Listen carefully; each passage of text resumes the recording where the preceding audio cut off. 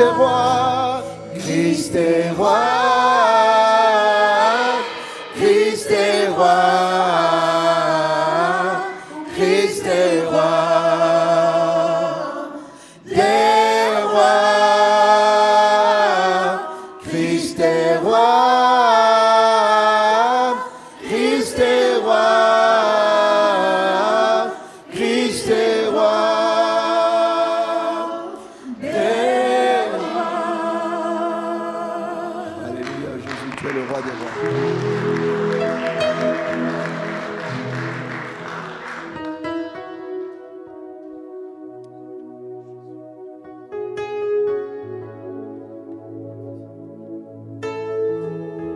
Merci au groupe de louanges pour ce magnifique temps. Avant d'accueillir celui qui va prêcher, j'aimerais témoigner, mais sur la vie du frère qui vient de donner son témoignage. Je le connais depuis longtemps, depuis presque 4 ans, et c'est vraiment quelqu'un que le Seigneur a transformé. Il est venu 2-3 fois à l'église, et il ne venait plus. Et honnêtement, j'avais plus de force pour prier pour lui. Mais je savais que le Seigneur va faire quelque chose. Et ça fait quelques mois, ça fait 2 mois, 2 ou 3 mois, je ne sais plus, que le Seigneur l'a touché. Il m'a appelé. Moi, j'étais choqué. Il est venu et on a vraiment vu comment le Seigneur a changé sa vie. Il marche même quand il n'y a pas de moyens de transport, il marche de l'hôtel de ville pour venir, même quand il pleut. Et je pense que le Seigneur veut qu'on honore de telles personnes. Et je veux t'honorer ce matin, mon frère. Que Dieu te bénisse. Amen. Est-ce qu'on peut accueillir Paul par des acclamations?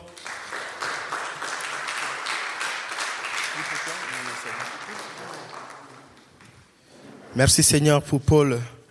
Merci pour sa vie, merci pour son cœur. Merci pour la parole que tu as mise dans son cœur. Amen.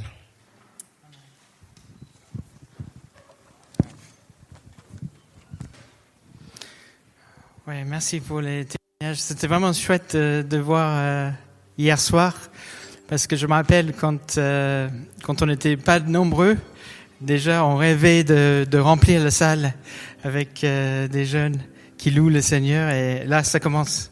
Hein? C'est le début, c'est le début.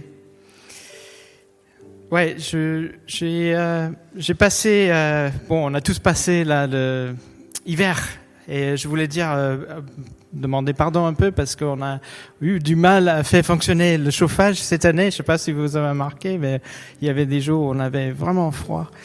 Et cet hiver, pour moi, en général, c'était assez fatigant. Je pense qu'il y a beaucoup de choses qui fatiguent. Et c'est vrai que de temps en temps, j'ai un livre donc que j'ouvre de temps en temps. Peut-être tous les 10 ans, je reviens à ce livre qui s'appelle, c'est un peu un livre qui m'aide à voir la perspective. Et c'est un livre qui s'appelle, c'est en anglais, hein, mais Finishing Strong, donc terminer fort. Et c'est un livre qui me touche beaucoup parce que ça fait me rappeler pourquoi je fais les choses, pourquoi pour ma famille, je veux aller jusqu'au bout dans ma vie avec le Seigneur, je veux aller jusqu'au bout pour ma famille. Et c'est vraiment c'est un livre qui me tient ferme quand je traverse les moments un peu difficiles, les moments un peu sèches. Et donc aujourd'hui, je vais pas forcément utiliser ce livre, mais j'ai un verset qui m'a amené donc je vais partager ce matin. C'est le Matthieu 4. Mais avant de lire, il y a beaucoup de nouveaux à New Life en ce moment, et donc je voulais aussi répéter quelque chose qu'on répète assez souvent sur les piliers de New Life. Sur un côté, donc on a quatre piliers. On veut que notre vie soit guidée par l'Esprit et par sa parole. Et de l'autre côté, on veut que toutes nos décisions soient basées sur l'amour de Dieu, sur la grâce. Ce que Dieu nous a fait grâce, on va faire grâce aussi aux autres, sans les juger. Et donc, c'est les 4 piliers qu'on veut aussi garder. Ça nous garde aussi en perspective. Et c'est aussi que le Saint-Esprit, on veut que le Saint-Esprit nous guide. Et c'est ça aussi qui nous aide à avancer dans notre vie quand ça devient un peu dur. Et donc, il faut pas qu'on oublie aussi quel est le but de notre vie. Quel est le but de notre vie quand les choses semblent longues, quand l'hiver semble long. Quel est le but de notre vie? Et vous savez, c'est pour vraiment connaître Dieu, mais aussi laisser Dieu t'aimer. Laisser Dieu t'aimer. Laisser Dieu te conduire. Quand notre frère il a rencontré Jésus, il est justifié. À ce moment-là, il est justifié et il rentre dans un nouvel royaume. Il est né de nouveau et il appartient maintenant. Il a un autre citoyen. Il a une autre citoyenneté. Il est maintenant citoyen du ciel. Et à partir de ce moment-là, Dieu, il te voit juste. Il nous voit juste. On est justifié. Jésus nous a remplacés. Donc quand Dieu, il nous voit, il voit Christ en nous. Et il nous voit justifiés. Et à partir de ce moment-là, on est en marche avec lui. On est dans ce marche de sanctification jusqu'à on arrive au ciel. Et donc, mais on appartient déjà au royaume de Dieu. On appartient au royaume de Dieu. Et donc, en tant que famille, ensemble en mission, on avance ensemble. Et il ne faut pas qu'on oublie ces perspectives. C'est nécessaire. J'ai vu, je ne sais pas si vous suivez, s'il y en a des garçons qui suivent les luttes, mais il y a John Cena il a 2 montres. Un montre pour l'heure et l'autre montre, c'est pour avoir une perspective, de se rappeler qui il était avant et se rappeler son identité du futur et de maintenant. Et c'est vraiment ça quelque chose qu'on veut garder dans notre vie, de se rappeler où on est, d'où on vient. Alors, je veux qu'on tourne à Matthieu 4, verset 1. Alors, ça va un peu avec le témoignage, vous allez voir. Je vais le lire et on va juste prendre la première partie. Donc, la tentation de Jésus. Puis Jésus fut amené par l'Esprit dans le désert pour être tenté par le diable. Après d'avoir jeûné 40 jours et 40 nuits, il a eu faim. Le tentateur s'approche et lui dit: « Si tu es le Fils de Dieu, ordonne que ces pierres deviennent le pain. » Et Jésus répond: « Il est écrit, l'homme ne vivra pas par pain seulement, mais toute parole qui sort de la bouche de Dieu. » Le diable le portera dans la ville sainte. Il le place au sommet du temple et il lui dit: « Si tu es le Fils de Dieu, jette-toi en bas. » En effet, il est écrit, il donnera les ordres à ses anges à ton sujet et ils te porteront sur les mains, de peur que tes pieds ne heurtent une pierre. Jésus lui dit: il est aussi écrit, tu ne provoqueras pas le Seigneur ton Dieu. Le diable le transporte alors la montagne très loin élevée. Il montre tout le royaume du monde et le gloire, et il dit: je te donnerai tout cela si tu prosternes pour m'adorer. Jésus lui dit alors: retire-toi, Satan. En effet, il est écrit, c'est le Seigneur ton Dieu que tu adoreras, et c'est celui seul qui tu serviras. Alors le diable le laissa, et voici que des anges s'approchent à Jésus à le servir. Seigneur, merci Seigneur pour cette cet chapitre, Seigneur. Merci, Seigneur, pour tout ce qu'on est en train de vivre, à apprendre par ta parole, Seigneur. Merci, Seigneur, que ce message vraiment nous touche et nous transforme, Seigneur. Merci, Seigneur, que tu nous donnes un bon perspective et que qu'on reçoit vraiment un percé ce matin. Amen. Amen. Oui, c'est vraiment ma prière ce matin. En fait, quand j'ai relu mon livre de terminer fort, après j'ai trouvé ce verset. En fait, il n'est même pas dans le livre, ce verset. Il n'est pas dans le livre. Mais ça m'a fait penser à ça. J'étais attiré à ce verset et j'ai lu la première partie. J'ai lu juste la première partie. Puis Jésus fut amené par l'Esprit. Parce qu'on on veut être guidé par l'Esprit. Et dans le désert pour être tenté par le diable. Et ça m'a vraiment pris.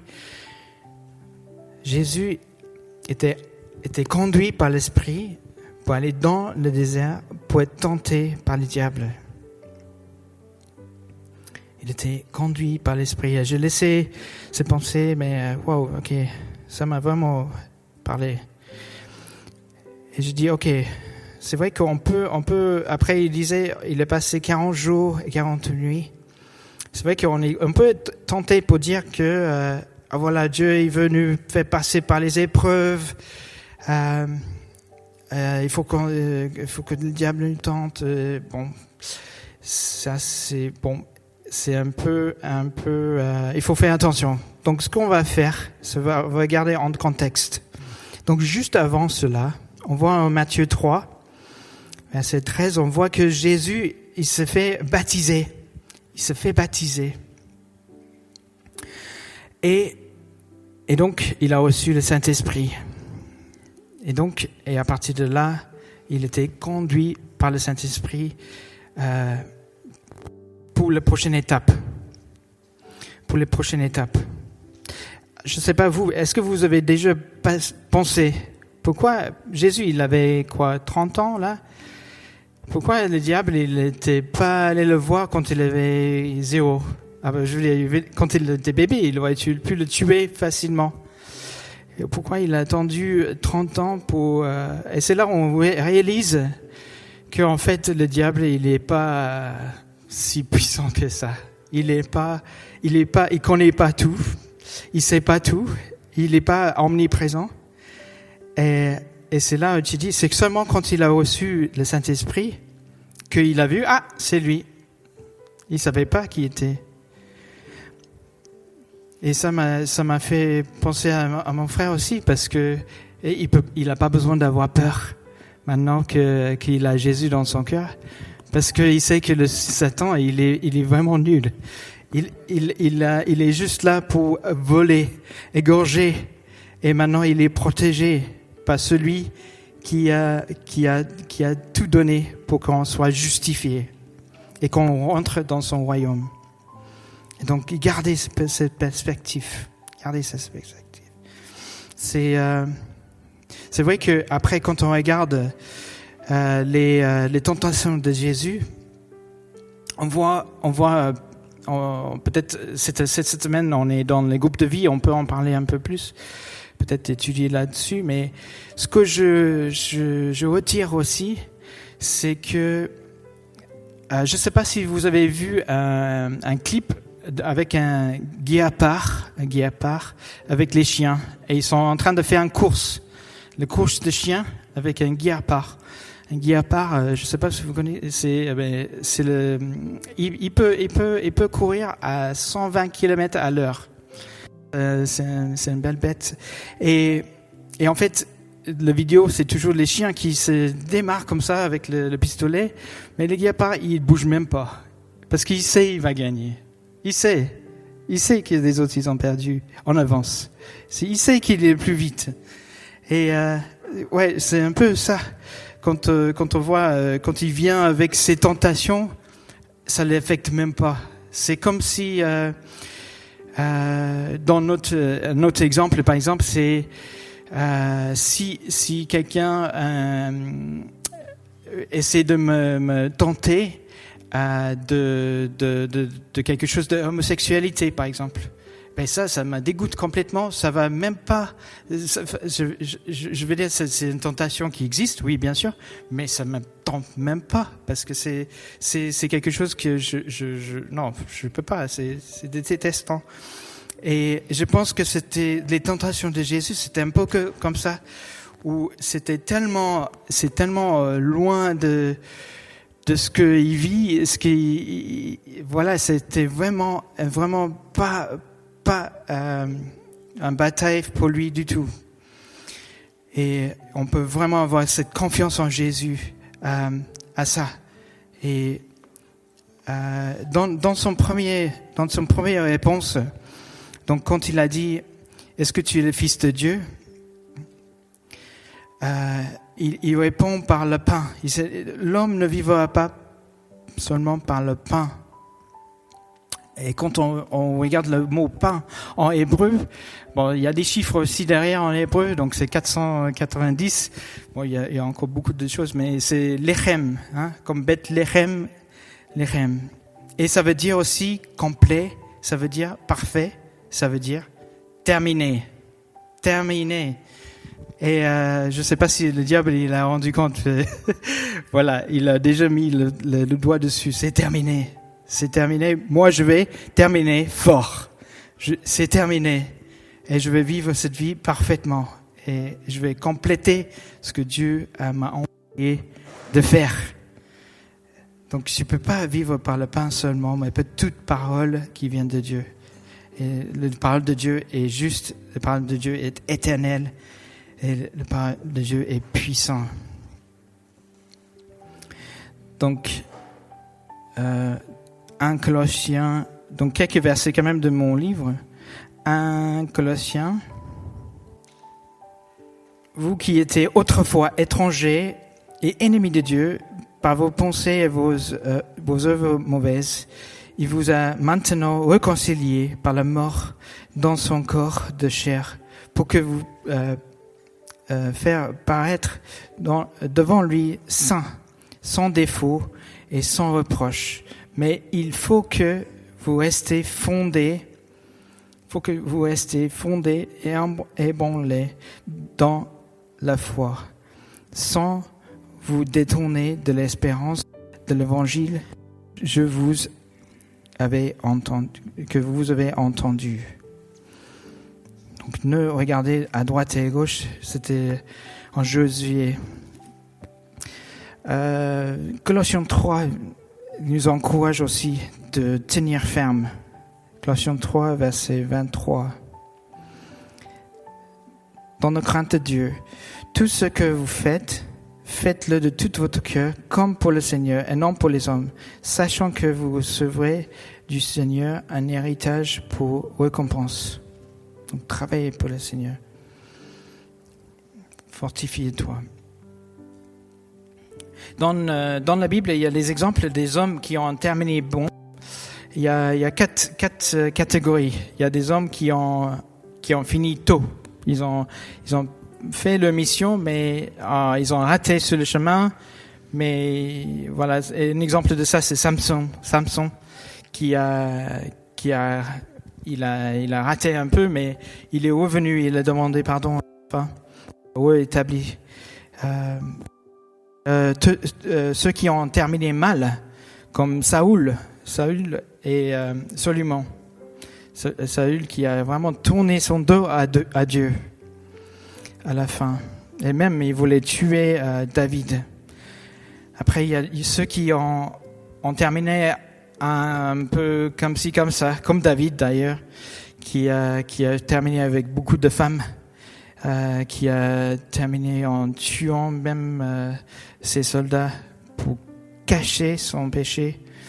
Donc, il a terminé bien, mais quand même. Et après, il y a ceux qui ont fini fort, comme Abraham, Joseph, Josué, Caleb, Daniel, Paul et Pierre.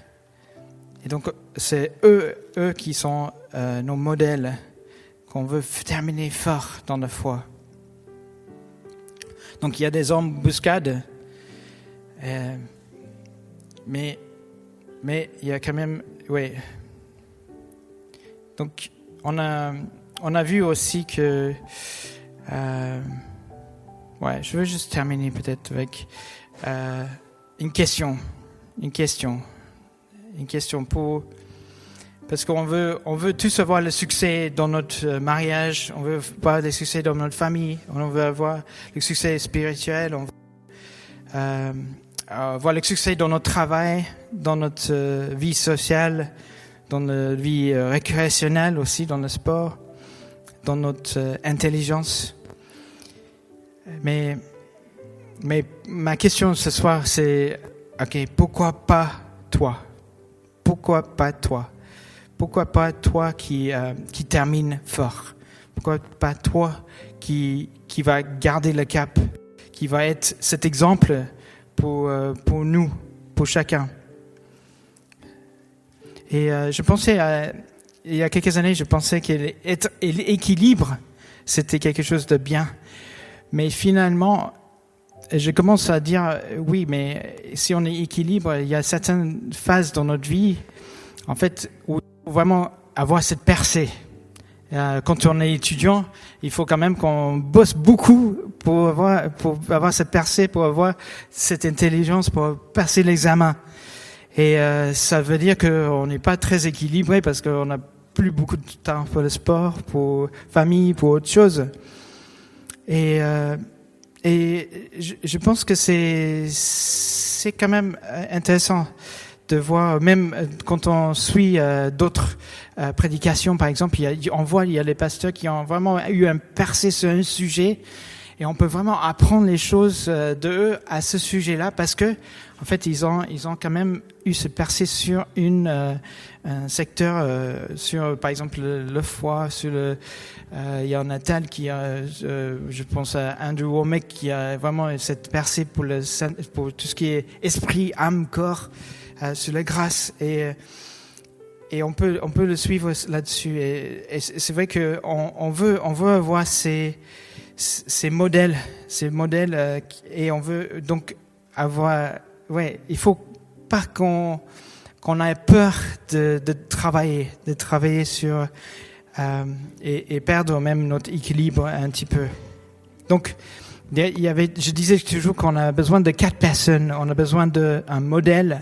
Un modèle, c'est quelqu'un qu'on voit de loin, il ne connaît même pas. Par exemple, un modèle, ça peut être quelqu'un dans la Bible, ça peut être quelqu'un sur YouTube qu'on suit, qu'on sait que sa vie est correcte, et on peut apprendre de lui en tant que modèle. J'aimerais bien suivre, avoir ce niveau de confiance en Dieu comme lui à ce sujet. Et ça c'est des modèles. Après, on a besoin des coachs. Par exemple, on veut apprendre un instrument, on va trouver un coach pour nous apprendre. C'est vrai qu'au début c'est difficile, il faut passer les heures à répéter tous les jours, jouer un petit morceau, jusqu'à il y a un déclic, il y a un percé. Et là maintenant, on peut prendre la guitare, on peut conduire les louanges sans répéter même. Et au début, c'était où est-ce qu'on trouve les mains sur les guitares. Et vraiment, il y a cette percée. Et donc, on a besoin des coachs pour nous aider à avoir ces percées-là. Et après, on a des 4e personnes dans notre vie, c'est un sponsor. Quelqu'un qui parle de nous, en bien, même quand on n'est pas là. Et pour avoir les gens comme ça, il faut le faire toi-même aussi. Donc, j'ai les uns des autres, de parler des bien des autres, quand eux, ils sont pas là pour défendre. De quoi, je veux dire, c'est quoi votre pourquoi? Pourquoi vous venez à l'église? Pourquoi vous avez cette envie d'apprendre, d'avancer dans la foi, de voir se percer sur ce sujet? Pourquoi? Et si tu as une liste des choses pourquoi tu le fais, ça fait un rappel. Donc, par exemple, quand tu traverses quelque chose de difficile, tu te rappelles, oui, je sais pourquoi je le fais. Et par exemple, je sais pas, on avance, on a une percée sur le louange, par exemple. Donc, une fois qu'on a acquis cette don de louange, par exemple, c'est quoi la prochaine étape? C'est une percée dans quand on chante, c'est pas que les notes, mais que vraiment il y a le Saint-Esprit qui descend chaque fois que je prends la guitare. C'est encore un autre niveau, un autre percée. Et donc, mais on peut stagner, et c'est là où on dit, ok, c'est quoi mon pourquoi? J'ai une liste de pourquoi je le fais. Et on se rappelle quand on était tout seul, juste 2 ou 3 dans le groupe qui a commencé dans l'assemblée, on disait, oui, s'il y a même une seule personne qui est touchée ce matin, ça valait le coup de démarrer. Et ouais, c'est le pourquoi. Pourquoi, ouais. Seigneur, tu as touché encore une personne qui se rajoute à ton royaume, qui aura une vie éternelle avec toi au ciel. Ah oui, ça c'est un bon pourquoi. Et quand on est fatigué, quand on arrive fatigué, on revoit nos pourquoi, et ça va nous booster à aller jusqu'au bout, de terminer fort pour notre famille, pour notre assemblée, pour nous-mêmes aussi. Et ouais, donc je vous donne le devoir aujourd'hui d'écrire de votre pourquoi. Et c'est pour tout, hein. Pourquoi pas toi? Pourquoi pas toi qui est la source de finances pour ta famille? Pourquoi pas toi qui est le premier d'avoir un niveau, une université, un diplôme universitaire? Pourquoi pas toi qui devient le prochain responsable de groupe de vie? Pourquoi pas toi que Dieu t'envoie, tu dis, ok Seigneur, je veux te suivre comme Jésus. Seigneur, tu veux que j'aille dans le désert, j'y vais. Seigneur, pourquoi pas toi? Un enfant de Dieu qui vit pour son royaume, et un enfant de Dieu qui soit généreux. Pourquoi pas toi qui sois béni au-delà de ce que tu peux imaginer, ou ouais.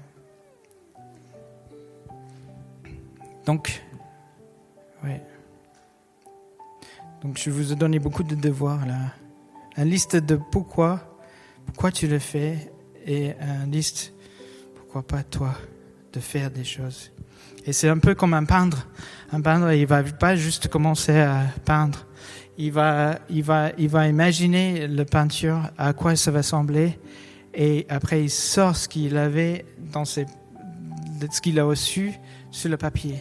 Ou quelqu'un qui fait construire un bâtiment, il va pas juste arriver sur le site et commencer à construire. Non, il va faire les plans, il va calculer la force que le bâtiment va prendre, et ils investissent beaucoup justement dans les fondations. Les fondations, ça coûte plus cher des fois que le bâtiment. Et est-ce que tu as déjà fait les fondations? Est-ce que tu as coulé les fondations pour ta vie? Donc, si Dieu il te donnait une vision, ce que à qui tu vas rassembler, par exemple.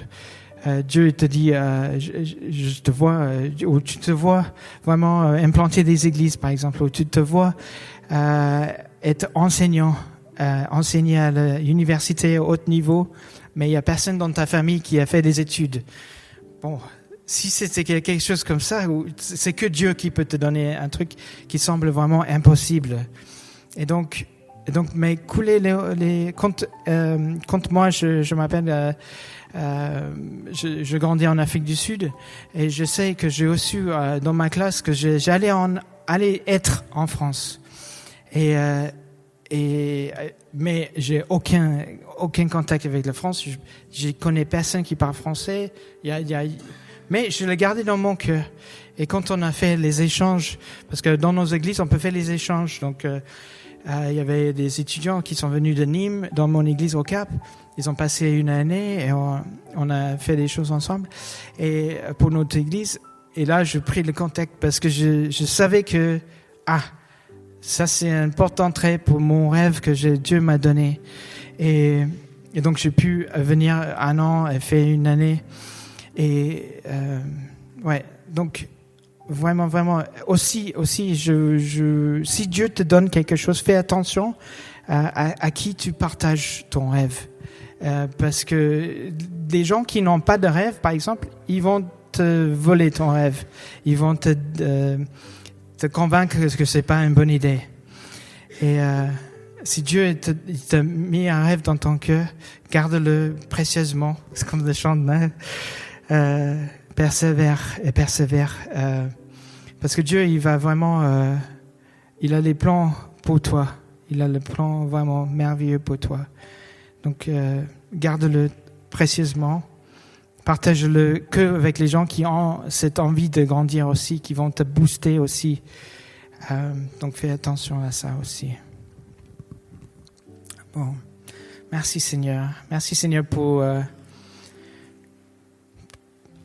que tu es venu sur cette terre, Seigneur. On peut vraiment avoir un petit clin d'œil à quoi tu te ressembles. Seigneur, que tu es tout puissant et pourtant 100% homme, tu es venu ici marcher sur la terre pour nous montrer la voie. Merci Seigneur. Merci Seigneur. Et quand on voit comment tu nous protèges, Seigneur, ça nous donne envie vraiment de rester près de toi. Et Seigneur, nous voulons pas laisser une entrée à Satan dans notre vie, Seigneur. Nous voulons rester vraiment tout près de toi, protégés par toi, Seigneur. Nous voulons pas laisser même une fenêtre ouverte où le diable peut rentrer et venir et voler les choses que tu nous as promis. Seigneur, des choses que tu nous as parlé à nous dans notre cœur, que le diable, il ne connaît pas. Donc, Seigneur, merci Seigneur que tu vas nous protéger, tu vas protéger les rêves que tu nous as donnés. Seigneur, qu'on va être une famille en mission où on s'encourage les uns les autres à avancer, à avoir cette percée dans la vision, dans le rêve que tu les as donnés à chacun, Seigneur. Qu'on soit vraiment comme le fer qui aiguise le fer, qu'on va vraiment être aiguisé, Seigneur. Merci Seigneur pour cette image qu'on a eue hier soir, comment nos jeunes on a tous vu que nos jeunes, ils étaient bien aiguisés, ils avaient déjà passé des petites épreuves, des petites percées dans le petit groupe. Et ce que tu les as fait en petits groupes, les miracles qu'ils ont vus en petits groupes, Seigneur, maintenant ils n'ont pas plus peur, ils ont confiance en toi, Seigneur. Et que chacun de nous aussi vit ça, Seigneur. Que chacun de nous vit un vie en confiance avec toi, où on cherche ta parole, on cherche d'être conduit par toi. Et même si tu nous amènes, Seigneur, par les moments difficiles pour avoir une percée, pour nous préparer pour la prochaine étape. Seigneur, merci Seigneur. Nous sommes prêts à avancer pour toi. Amen. Amen. Merci.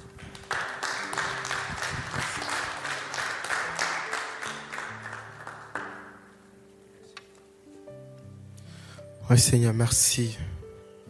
Merci Seigneur parce que tu as quitté ton trône de gloire. Tu es venu sur cette terre. Tu es dépouillé Seigneur. Tu es parti jusqu'à la croix, mourir pour nous et tu as dit que tout est accompli Seigneur. Et Seigneur, parce que tout est accompli, nous savons que nous sommes déjà vainqueurs. Nous sommes même plus que vainqueurs avec toi. Et Seigneur, je prie que, comme la Bible dit que le diable tourne autour, il rôde. Père, je prie qu'il continue à rôder, mais qu'il n'ait pas accès à nous, Seigneur. Et nous servons un Dieu qui est capable de fermer des portes que personne ne peut ouvrir.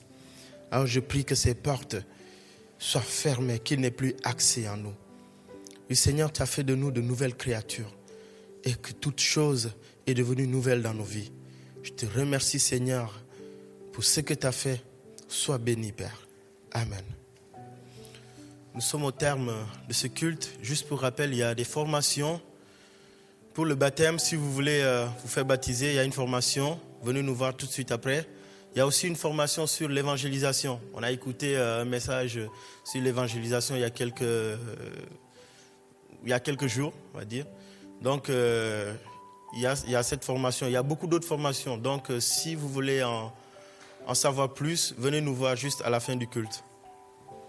Un témoignage. Je suis désolée, je suis un peu cette élève qui pose la question à la fin du cours, quand tout le monde veut partir, mais Dieu me met vraiment à cœur de faire ce petit témoignage. Quand Paul a parlé du pourquoi on sert Dieu, pourquoi on vient à l'église, je pense que j'ai été longtemps cette chrétienne qui se posait cette question, et ça a été la plus grande frustration de ma vie chrétienne, de ne pas savoir ce à quoi Dieu m'appelait, pourquoi je venais. Et pour ceux qui me connaissent vraiment, je pense que j'ai commencé New Life. À l'époque, on priait encore chez Paul et Simona. J'ai fait la salle d'à côté, mais toujours très instable. Je venais, je repartais. Je me disais, je sais que j'aime Dieu, je sais que je veux servir Dieu et je connais Dieu depuis tellement longtemps que je me demandais pourquoi je ne sais pas, pourquoi Dieu ne me donne pas la réponse. Et la réponse de mon pourquoi, je l'ai vraiment eue dans la maison de Dieu. Je pensais que Dieu allait me donner la réponse peut-être chez moi, ou bien j'attendais de recevoir la réponse d'abord, puis venir servir Dieu. Mais pour moi, ça ne s'est pas passé comme ça. Je pense que j'ai longtemps été comme ça, instable. Et je suis venue 2 ou 3 fois prier pendant les prières du mardi. Et comme ça, il m'a dit ça une fois, mais vraiment juste une fois. Il m'a dit, Ariel, je te vois servir Dieu dans l'intercession. J'ai dit non. J'ai dit jamais, je veux pas. Au fond de moi, j'ai vraiment dit sans effet, je veux pas. J'ai dit non, je peux servir Dieu ailleurs, mais l'intercession, ça me semblait tellement lourd, avec beaucoup de responsabilités, beaucoup d'engagement, et j'ai vraiment refusé. Donc j'ai continué comme ça à être instable, je venais, je partais. Et j'ai traversé un moment où c'était vraiment dur, j'avais des difficultés administratives et je prenais vraiment des temps où je priais. Et pendant un moment de jeûne où je priais pour mon titre de séjour, je fais un rêve où je suis dans un grand stade. Je suis vraiment dans un grand stade et je sais qu'il y avait une campagne d'évangélisation où on devait prier pour les nouveaux convertis. Donc je suis arrivée, il y avait déjà du monde devant, le maître de cérémonie parlait. Et comme j'aime bien me cacher, j'ai regardé dans le stade, il y avait une rangée, il y avait des bancs comme là. Et je me suis allée me mettre où c'était vraiment complètement vide. Il y avait du monde à ma gauche, à ma droite, mais il y avait un banc qui était vide. Je suis allée m'asseoir là au coin. Et là, je vois, il y a des personnes qui viennent s'asseoir, peut-être 3 personnes à ma gauche, 3 personnes à ma droite. Je me dis, mais il y a de la place partout. Pourquoi ils viennent s'asseoir où je suis? Et là, le maître de cérémonie prend la parole et il dit... je vais inviter les intercesseurs à se lever pour prier pour les nouveaux convertis. Donc, toutes les personnes qui s'étaient assises à mes côtés se sont levées. Et puis, je me suis sentie un peu bête. J'étais là au milieu d'eux. Je me dis, bon, vas-y, je vais me lever aussi. Donc, je me suis levée. Et toutes les personnes avaient des badges autour du cou. Il y avait des représentants de chaque église. Donc, qui a prié, il s'est levé. Il a dit, je suis intercesseur de ICC. Il a prié. L'autre a dit, je suis intercesseur de telle église. Il a prié. Et puis, moi aussi, je me suis levée. J'ai dit, je suis intercesseuse de New Life. Et puis, j'ai prié. Et puis, donc, quand j'ai fait ce rêve, j'ai dit, je vais le raconter à Marie. J'ai dit, mais je n'avais plus d'excuses. Je n'avais vraiment plus d'excuses. Donc, j'en ai parlé à Marien et il m'a dit, tu vois, je te l'ai dit. Et ça m'est venu comme ça et je me suis rendu compte qu'effectivement, si Marien ne me l'avait pas dit, j'aurais fait ce rêve tout seul chez moi. Et puis, je me serais dit, c'est un rêve comme un autre. Mais comme il m'avait déjà donné l'information, et c'est vraiment pour dire que la réponse du pourquoi, très souvent, on l'a dans la maison. Et j'ouvre une dernière petite parenthèse pour dire, même après avoir eu cette réponse, j'ai continué à être instable. Je venais. Et une fois, Maria m'a dit, je veux te voir, il faut qu'on parle et tout. Il y avait eu le mariage de Prisca. Donc, comme il n'y avait pas assez de chantres, Solo m'a proposé, il m'a dit, mais viens, tu vas chanter. Et je me dis, pourquoi pas et tout. Ça m'arrive souvent de chanter, donc j'ai chanté.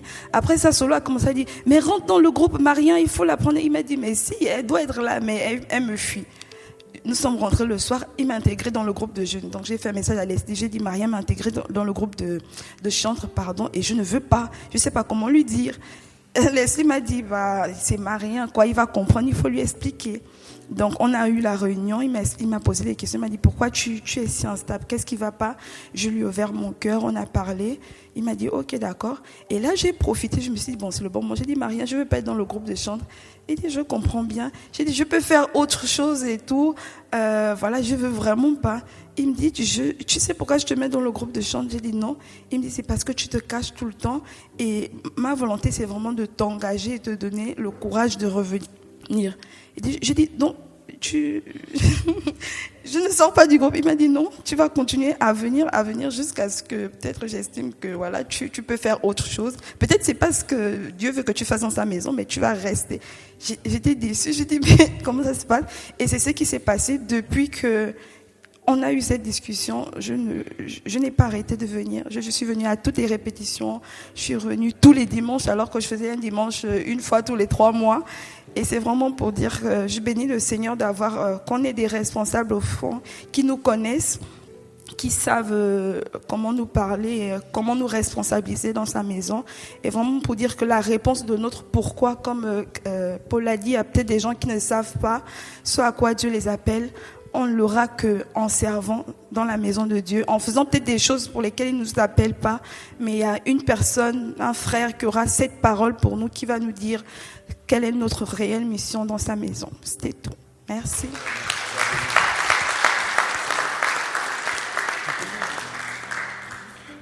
Le Seigneur nous dit dans le livre de Jérémie, « Je connais les projets que j'ai formés pour toi, des projets de paix et non de malheur. » Et dans Matthieu 17, il dit, « C'est moi qui vous ai choisi pour que vous portiez du fruit et que le fruit demeure. » Voici le pourquoi Dieu nous a choisis.